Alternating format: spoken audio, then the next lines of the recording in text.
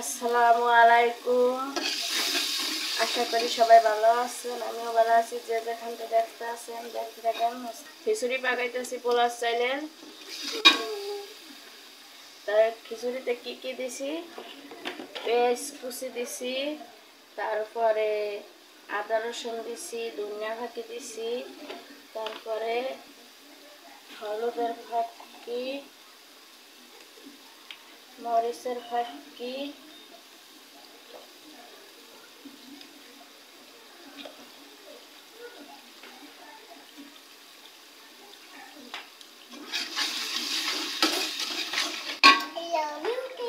হলুদের ফাঁকি মরিচের ফাঁকি দিয়ে এবার গোশটা দিব।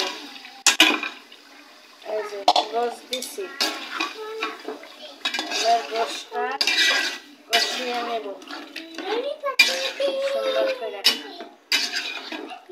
গোশটা কষিয়ে নিব একবার।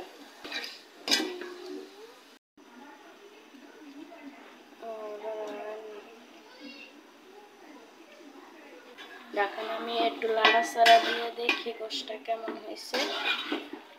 গোশটা দিয়ে একটু নাড়াচাড়া দিলাম, এবার ঢাকা দিয়ে ঢাকা থইলাম। এবার হইতে থাক, ঢাকাটা উঠাবো, উঠে দেখবো গোশটা হয়েছে কিনা। গোশটা সুন্দরভাবে কষায় নেওয়া হয়ে গেছে।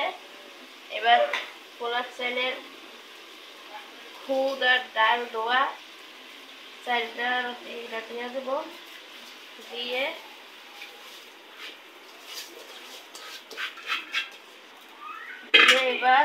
দিয়ে এবার কষাবো, সুন্দর করে কষাবো।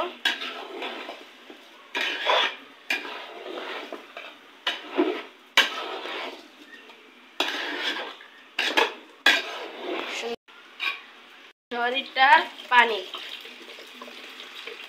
যেতে এটা পোলার খুব চাল না, তো একটু পানিটা কম দিতে হবে। চাল হলে 1.5 কেজি পানি দিতাম, 1.5 লিটার। আর যেহেতু 1 খুদ, তো 1.25 লিটার পানি দেবো। পরিমাণ মতন পানি দিয়ে গেলাম।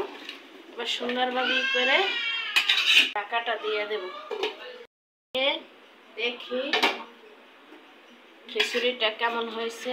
এই দেখুন বন্ধুরা, খিচুড়িটা খুবই সুন্দর ঝরঝরা দোকানের খিচুড়ির মতন হয়েছে। আমি এই যে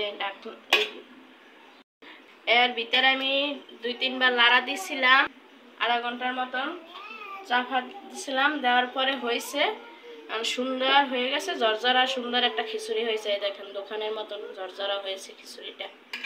এখন শেষ, এখন আমি উঠাইয়া ফেলাবো খিচুড়ি। আমার মেয়েরে দিব খেতে।